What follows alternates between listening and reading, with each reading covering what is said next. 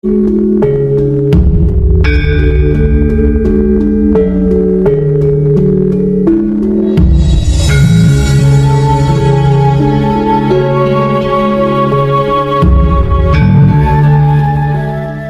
para kadang dan para sedulur kinasihku sekalian, tanpa terkecuali dimanapun panjenengan berada.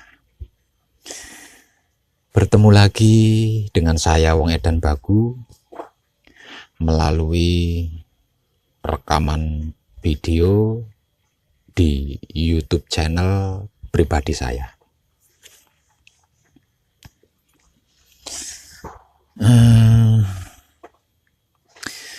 Semua ilmu pengetahuan saya tentang pengertian dan pemahaman kesempurnaan hidup dan mati atau dunia dan akhirat sudah saya kabarkan melalui artikel-artikel dan video-video di internet tanpa tedeng aling-aling, yang maksudnya blak kotak, tanpa ada yang saya rahasiakan atau yang saya tutupi, apalagi saya sembunyikan.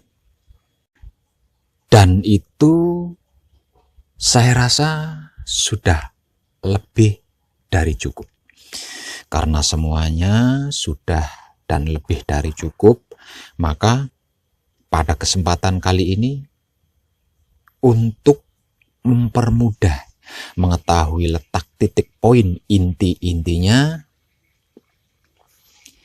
maka saya akan merangkumnya ulang bagian titik-titik poin inti saripatinya tersebut, yang hampir selalu saya sisipkan atau selalu saya selipkan di setiap artikel-artikel dan video-video saya di internet, atau ketika saya menguraikannya secara langsung di saat kekadangan.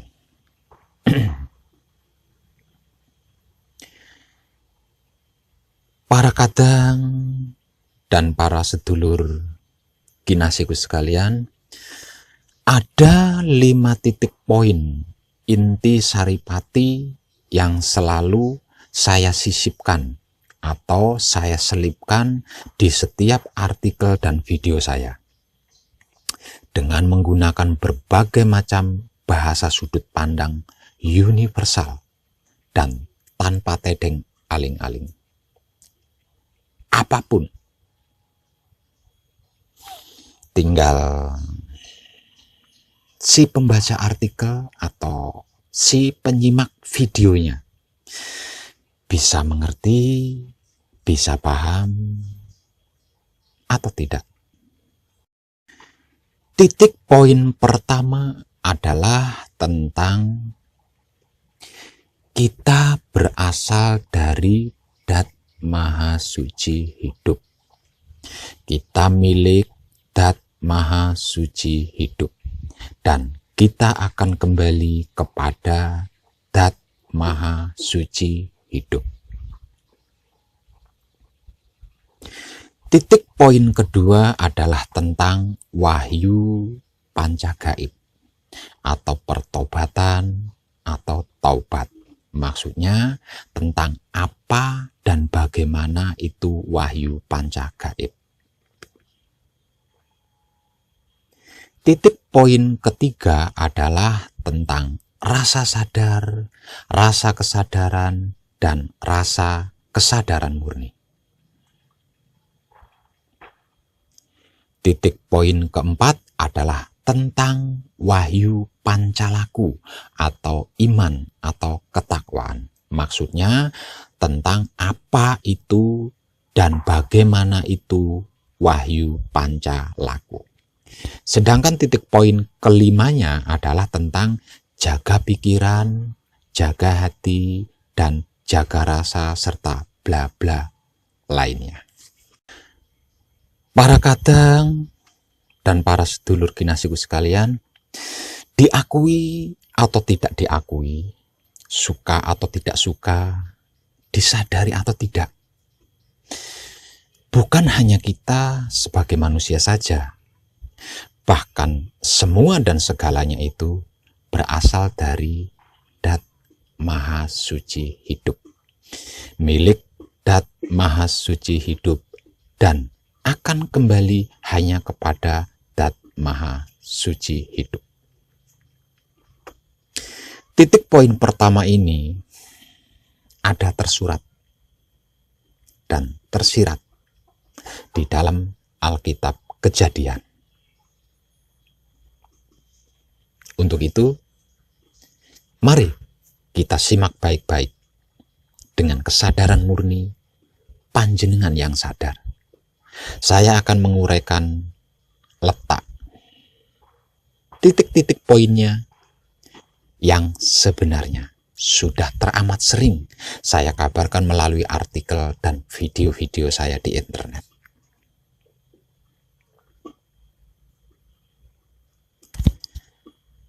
Titik poin pertama adalah tentang kita berasal dari Dat Maha Suci Hidup.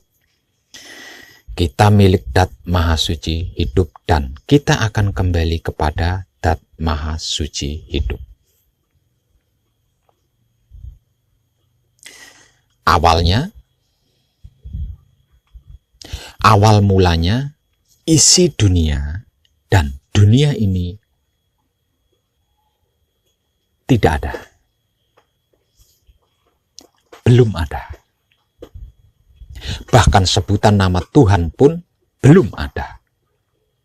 Maksudnya, sebelum apapun dicipta, termasuk manusia, waktu itu Tuhan masih sebagai Dat Hidup. Belum tersebut Tuhan, serta belum dinamai sebagai Allah. Allah, Yang Widi, Gusti, dan lain-lain.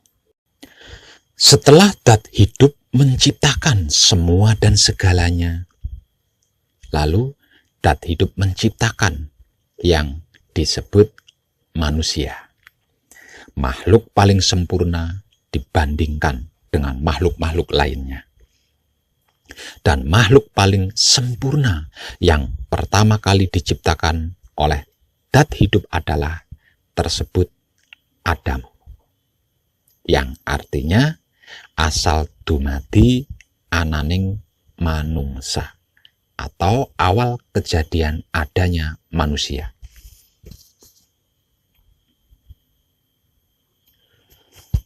Untuk mempermudah daya tangkap ilmu pengetahuan ini, maka saya akan menggunakan media penggambaran atau ilustrasi penggambaran terkait ini. Menggunakan yang sederhana saja, yaitu ini. Kalau saya menggunakan penggambaran yang ekstrim, nanti panjenengan takut. Karena Dat Hidup itu menyenangkan, menggemaskan, lucu, sederhana, tidak ribet. Maka saya gunakan media penggambarannya adalah ini, agar panjenengan tidak takut kepada Dat Hidup. Karena Dat Hidup yang disebut Tuhan, yang disebut Allah, dan lain sebagainya, itu bukan hal yang menakutkan, melainkan hal yang sangat menyenangkan, membahagiakan, mengasyikkan, melucukan, dan menggemaskan. Mengapa dan kenapa manusia disebut makhluk paling sempurna dibanding makhluk-makhluk lainnya? Sebab karena hanya manusia saja yang diberi piranti atau bekal alat yang paling komplit atau kelengkapan yang paling sempurna. Bukti ini bisa kita dapatkan dengan mengkaji ulang sejarah awal kehidupan yang bermula dari proses kejadian terciptanya Adam. Zat hidup menciptakan tubuh Adam dari tanah pilihan. Artinya, bukan asal tanah. Singkat pendeknya, zat hidup mengambil tanah pilihan, lalu menciptanya menjadi wujud tubuh Adam. Setelah wujud tubuh yang berbahan tanah pilihan itu tercipta dengan sempurna, pada waktu itu wujud tubuh yang sempurna itu belum bisa apa-apa dan tidak bisa apa-apa, hanya diam tak berkutik, tidak ubahnya patung tanah yang andai kata tertimpa air setetes saja ia akan cacat. Itulah hakikat sebuah wujud tubuh manusia.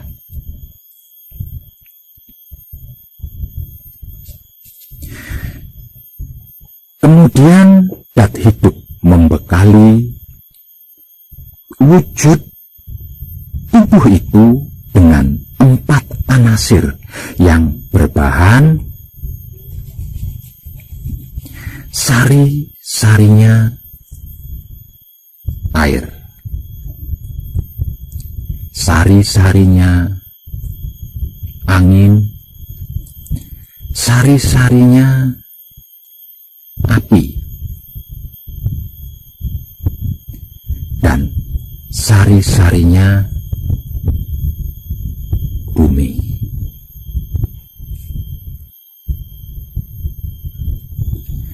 Empat anasir inilah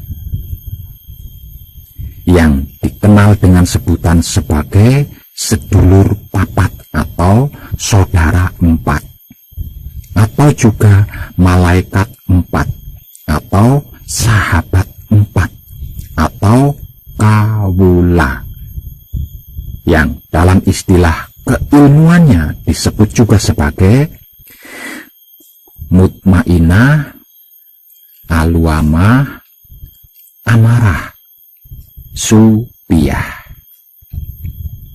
Kalau istilah adat tradisinya disebut sebagai kawah, ari-ari, darah, dan pusar.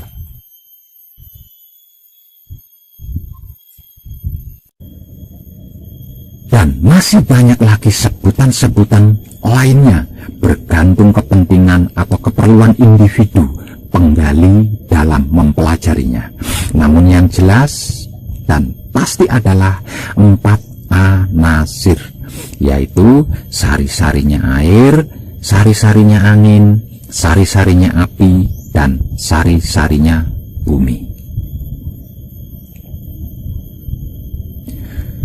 Sekalipun wujud tubuh Adam sudah dibekali 4 anasir yang merupakan esensi kesaktian zat hidup, tetap saja wujud tubuh Adam pada saat itu belum bisa apa-apa dan tidak bisa apa-apa, hanya diam tak berkutik, tidak ubahnya patung tanah yang andai kata tertimpa air setetes saja ia akan cacat. Itulah hakikat sebuah wujud tubuh manusia.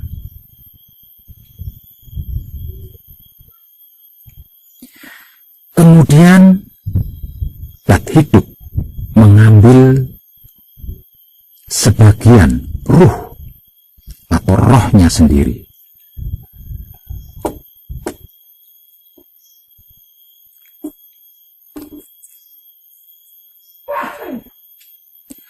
Aku ambil sebagian ruhku.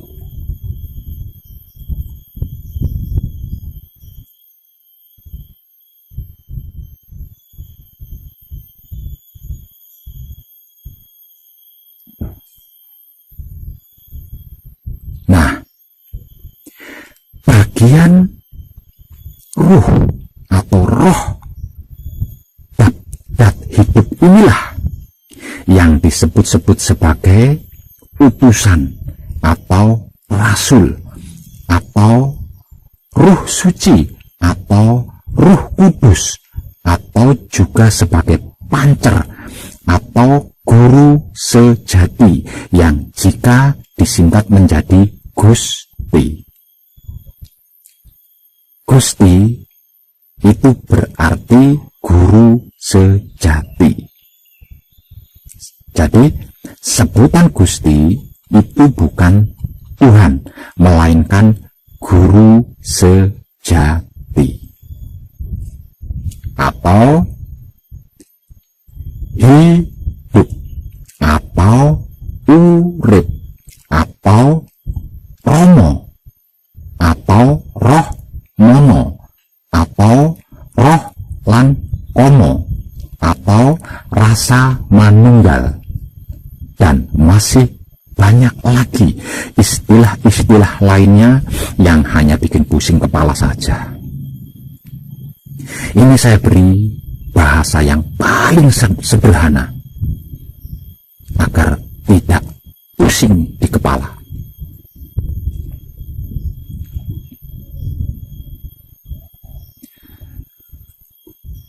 Setelah sebagian dari ruhnya sendiri diambil sendiri, kemudian dat hidup mengajak ruh dat hidup ini berbincang-bincang. Dat hidup menjelaskan semua dan segala rahasia tentang kejadiannya. Dan perbincangan dari awal hingga akhir itu ditulis rapi dan diabadikan di dalam kitab hidup yang lebih dikenal dengan sebutan sebagai kitab Lauhul Mahfuz. Dan hanya ruh dat hidup dan dat hidup saja yang mengetahui isi daripada kitab hidup atau kitab Lauhul Mahfuz ini. Dan atas izin hidup pula saya berani tanpa tedeng aling-aling memberikan beberapa bocoran dari isi kitab hidup tersebut sebagai penggugah kesadaran yang belum tersadarkan, khususnya bagi yang belum sampai di tahapan ini. Kenapa dan mengapa hanya sedikit?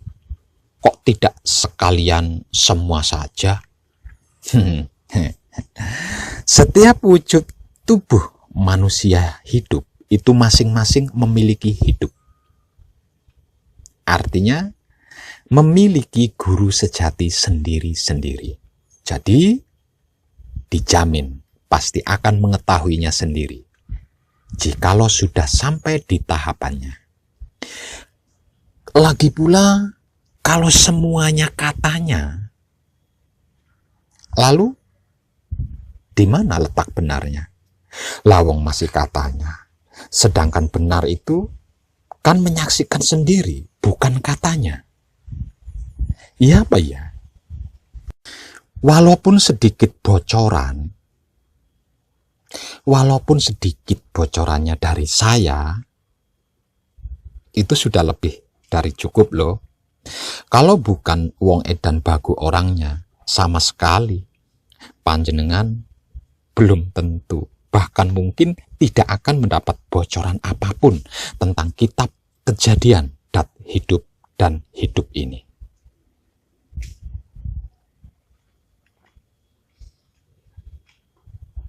Berikut ini sedikit bocorannya. Dalam perbincangan itu, dat hidup memberitahukan kepada ruhnya sendiri tentang adanya dat hidup.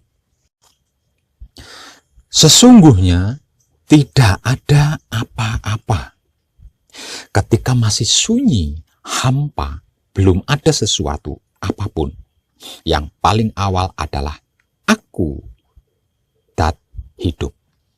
Sesungguhnya yang maha suci meliputi sifatku, menyertai namaku, menandakan perbuatanku. Maksudnya, pada mulanya alam semesta ini belum ada. Pada mulanya alam semesta ini tidak ada. Semuanya masih sunyi, hampa, dan tidak ada apa-apapun. Yang paling dulu ada adalah aku, dat hidup. Jadi, tidak ada sesuatu pun yang mendahului adanya aku, dat hidup.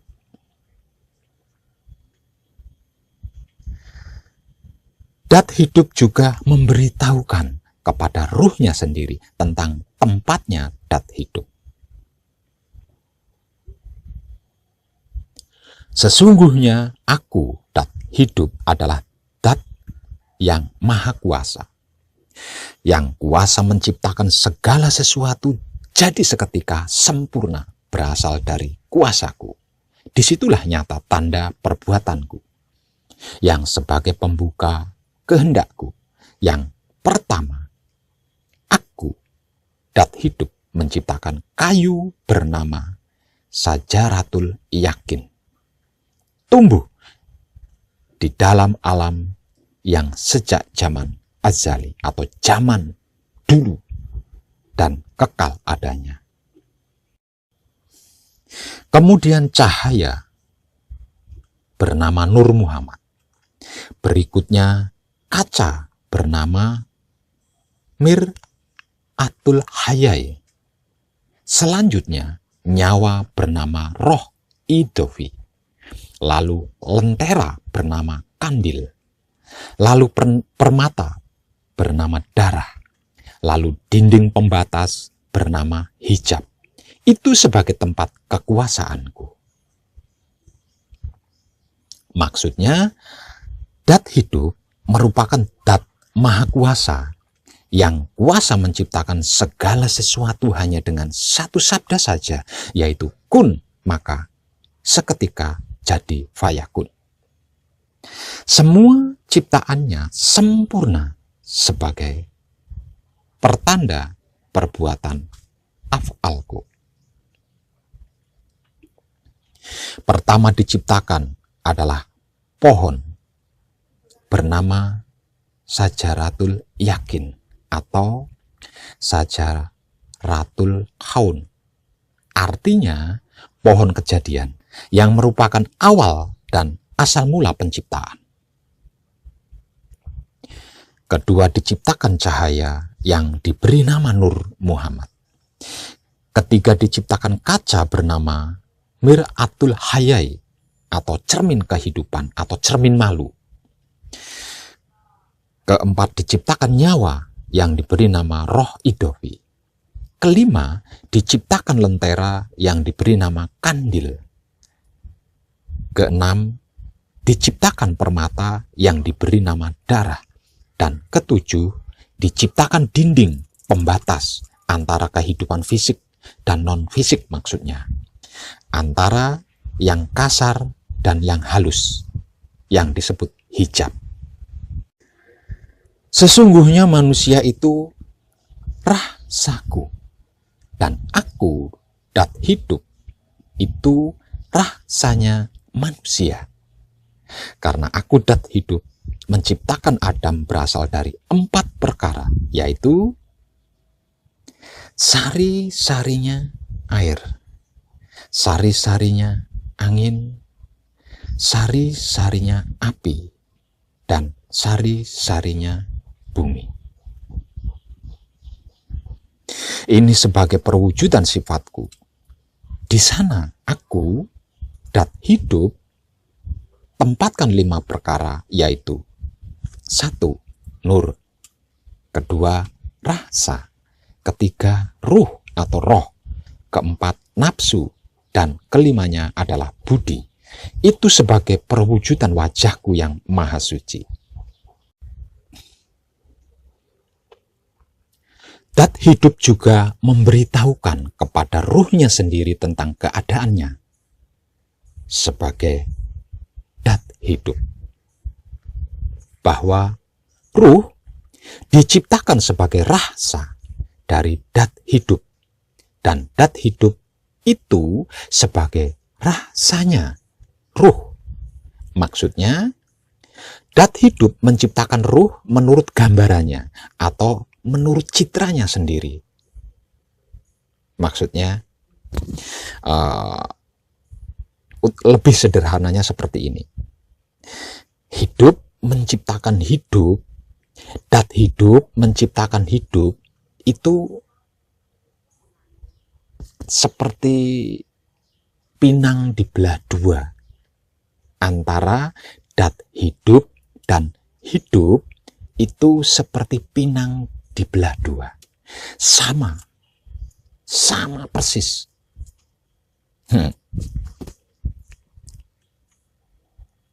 Sedangkan manusia diciptakan dari 4 unsur yang merupakan gambaran sifatnya, yaitu sari-sarinya air, sari-sarinya angin, sari-sarinya api, dan sari-sarinya bumi. Air di dalam tubuh manusia menjadi 4 elemen roh, yaitu roh hewani. Kedua, roh nabati. Ketiga, roh robani. Dan keempat adalah roh nurani. Roh hewani menumbuhkan kekuatan badan. Roh nabati menumbuhkan rambut, kuku, dan menghidupkan budi. Roh robani menumbuhkan rasa sebagai dat hamba. Dan keempat, roh nurani menumbuhkan cahaya atau aura.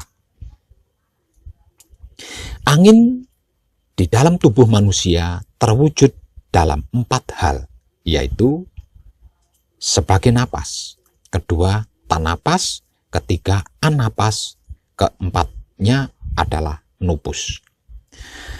Napas merupakan ikatan badan fisik bertempat di hati, swedi, yaitu jembatan hati, berpintu di lisan. Tanapas merupakan ikatan hati bertempat di pusar, berpintu di hidung. Anapas merupakan ikatan roh berpintu di telinga. Sedangkan nupus merupakan ikatan rasa bertempat di hati pusat atau kalbu, hati yang paling dalam. Jembatannya jantung. Maksudnya antara hati dan jantung, berpintu di mata. Ketiga, api di dalam tubuh manusia menjadikan 4 nafsu, yaitu sebagai mutmainah, aluama, amarah, dan supiyah. 1. Mutmainah dari air, berwatak kesucian atau ketenangan, bersifat membangkitkan kekuatan untuk berpantang, seperti puasa, tirakat, tapa brata, lelaku, laku, dan lain sebagainya. 2, yaitu aluama, yang berasal dari angin. Ini berwatak suka terhadap makanan dan minuman, sifatnya membangkitkan kekuatan badan. Sedangkan yang ketiga adalah amarah dari api, berwatak suka marah-marah, emosi, arogan, mudah tersinggung. Sifatnya membangkitkan kekuatan kehendak atau karep, atau pamrih, atau niat. Sedangkan keempat yaitu supiyah, yang berasal dari sari-sarinya bumi, berwatak suka pamrih, berkeinginan, keterpesonaan, atau ketertarikan, sifatnya membangkitkan kekuatan pikir berupa akal. Bumi di dalam tubuh manusia berwujud pada hal-hal yang bersifat kedagingan. Dan kedagingan ini dibagi menjadi 2 hal, yaitu yang pertama merupakan unsur dari bapak berupa tulang, otot, kulit, dan otak. Yang kedua merupakan unsur dari ibu berupa daging, darah, sungsum, jeroan, dan lain-lain. Setelah 4 unsur alam terbentuk di dalam tubuh manusia, kemudian dat hidup menempatkan pula 5 hal dat hamba sebagai penggambaran wajahnya, yaitu 1. Nur, kedua rasa, ketiga roh atau ruh, keempat nafsu, dan yang kelima adalah budi. 1. Nur merupakan terangnya cahaya, jika mewakili dat hidup dapat menerangi lahir dan batin. Kedua, rasa. Rasa jika mewakili dat hidup dapat menumbuhkan daya ketentraman lahir dan batin. 3. Ruh atau roh. Penglihatan roh atau ruh jika mewakili dat hidup menjadikan penguasa kesempurnaan. 4. Yaitu nafsu. Kekuatan nafsu jika mewakili dat hidup dapat menumbuhkan kekuatan kehendak yang sempurna. Sedangkan kelima yaitu budi, penciptaan budi jika mewakili dat hidup bisa menumbuhkan daya cipta yang sempurna. Bukan hanya itu dan bukan cuma itu saja, dat hidup juga memberitahukan kepada ruhnya sendiri tentang 3 singgasana tempat tinggalnya di dalam diri manusia, yaitu 1. Baitul Makmur, kedua Baitul Mukarram, dan yang ketiga adalah Baitul Muqaddas atau Baitul Maqdis. 1. Baitul Makmur. Aku dat hidup bertahta di dalam Baitul Makmur yang berada di dalam kepala Adam. Di dalam kepala ada otak atau ubun-ubun. Di dalam ubun-ubun ada manik. Di dalam manik ada budi. Di dalam budi ada nafsu. Di dalam nafsu ada sukma. Di dalam sukma ada rasa. Dan di dalam rasa ada aku dat hidup. Kedua, Baitul Mukarram. Aku dat hidup bertahta dalam Baitul Mukarram. Itu rumah tempat laranganku berdiri di dalam dada Adam. Di dalam dada ada hati, di antara hati ada jantung. Di dalam jantung ada budi, di dalam budi ada angan-angan. Di dalam angan-angan ada sukma, di dalam sukma ada rasa, dan di dalam rasa ada aku dat hidup.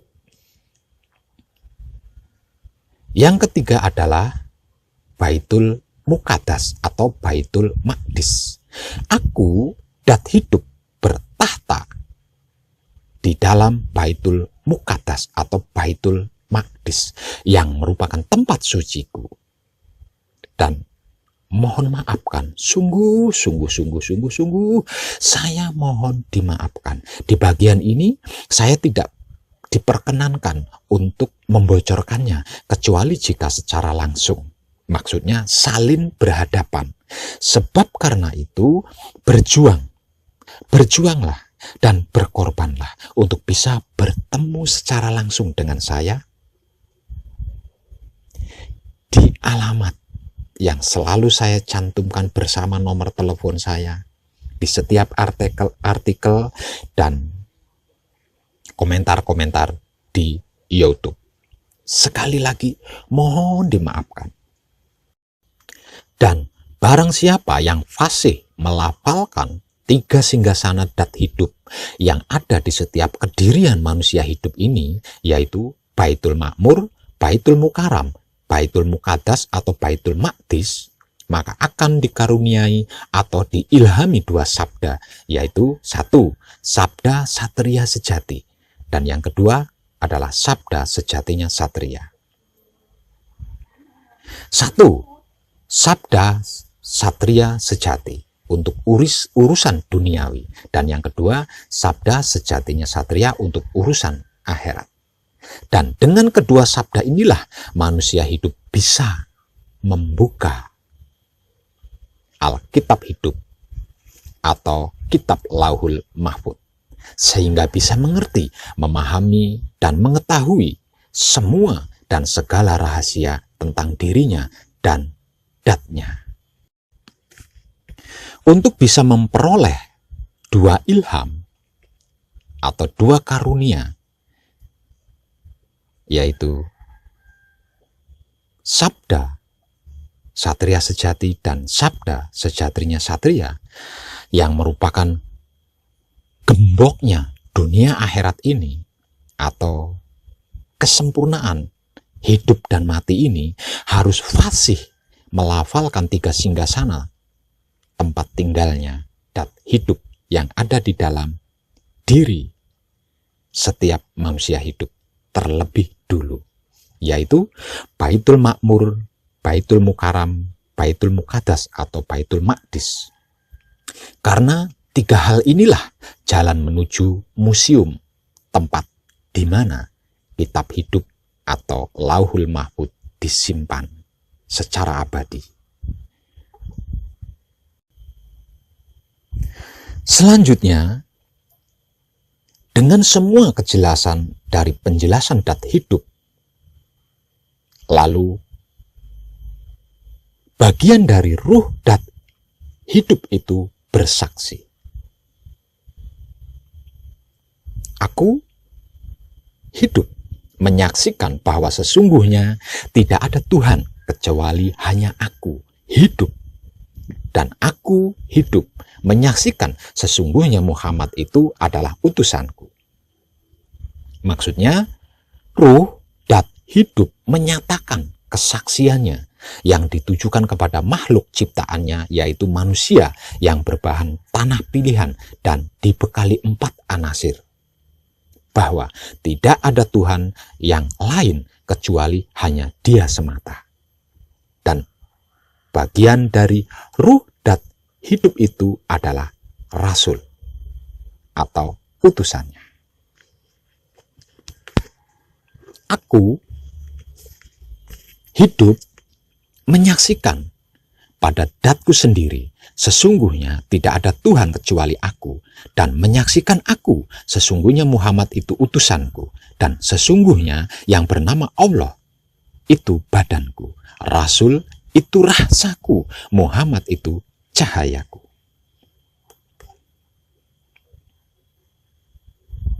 Akulah yang hidup tidak bisa mati. Akulah yang ingat tidak bisa lupa. Akulah yang kekal tidak bisa berubah dalam keberadaan yang sesungguhnya. Akulah waskita, tidak tersamar pada sesuatu apapun. Akulah yang berkuasa, berkehendak, yang kuasa bijaksana, tidak kurang dalam tindakan, terang sempurna, jelas terlihat, tidak terasa apapun, tidak kelihatan apapun, kecuali hanya